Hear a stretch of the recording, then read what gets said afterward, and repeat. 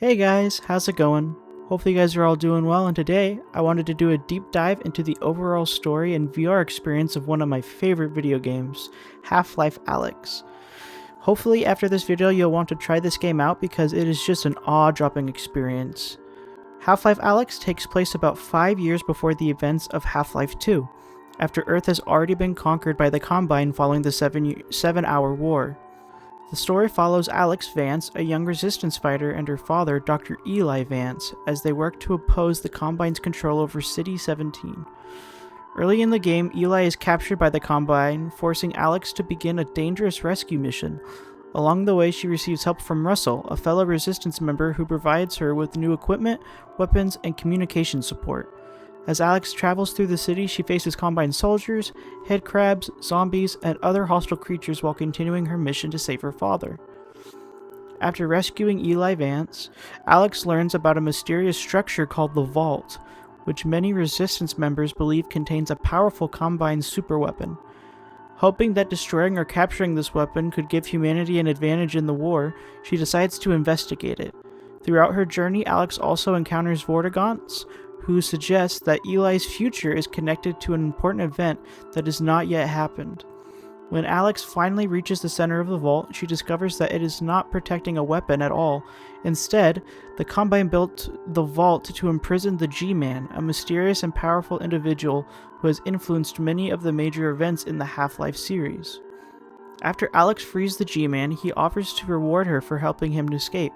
She asks him to remove the Combine from Earth, but he refuses because doing so would interfere with the plans of his employers. Instead, he shows Alyx a vision of the future in which Eli is killed during the events of Half-Life 2, Episode 2. The G-Man gives her the opportunity to change that future, and Alyx saves her father by killing the Combine advisor before it can attack him. However, the G-Man then places Alyx into stasis, believing she can replace Gordon Freeman as his new agent. The game ends by returning to the conclusion of Episode 2, where Gordon discovers that Eli is alive. Eli realizes that Alyx has disappeared with the G-Man and vows to rescue her, ending the game with a new direction for the future of the Half-Life series.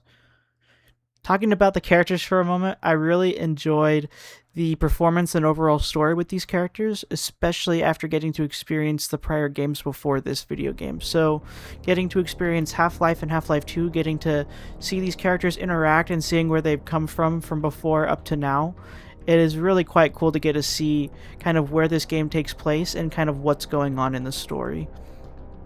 Getting to see more interactions between Eli and Alyx, and even with Russell, is very enjoyable and fun to watch play out in VR.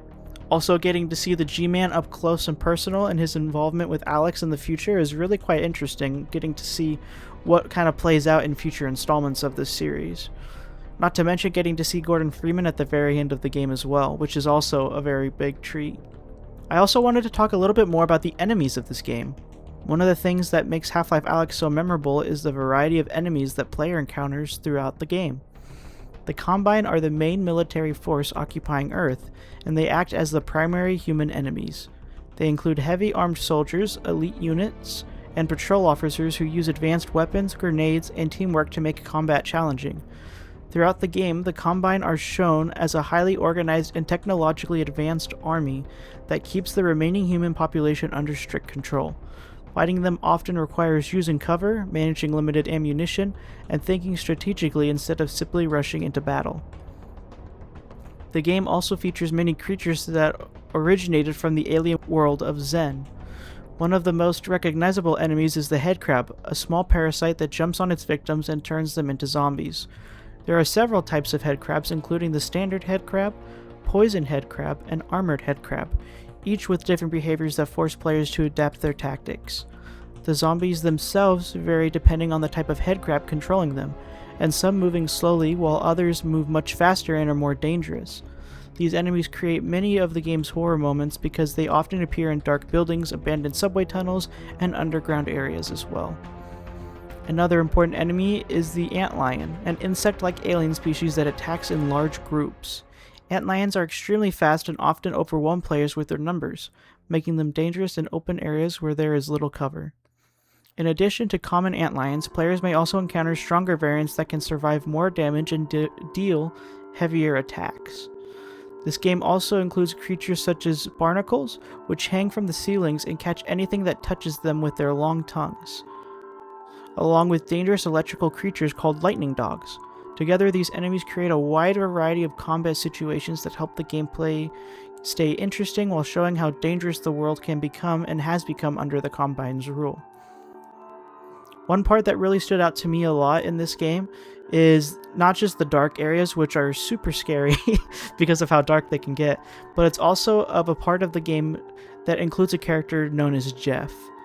At least for me, I struggle with horror when it comes to VR, but this part of the game really took me a moment to calm myself to get through it. Just the overall unknown with this part of the game and not knowing what he could do, and what led him to being there in the first place, is quite scary. Jeff is one of the most memorable enemies in Half-Life Alyx because he is unlike any other enemy in the game.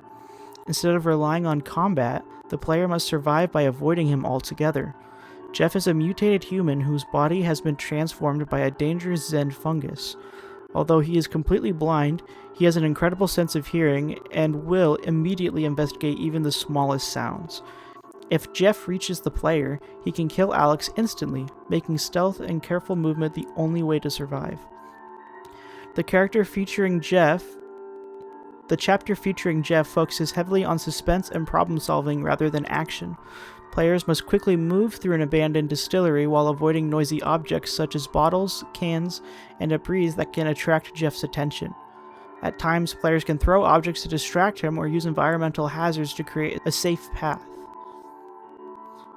Because Jeff is nearly impossible to kill with normal weapons, the game encourages players to think creatively instead of fighting. This change in gameplay creates one of the most intense and memorable sections of Half-Life Alyx. Near the end of the chapter, Alyx is finally able to defeat Jeff by trapping him inside a large industrial trash compactor. After luring him into the machine, she activates it and crushes him, allowing her to continue toward the vault. Jeff's chapter is widely considered one of the highlights of the game because it combines horror, puzzle solving, and stealth in a unique experience.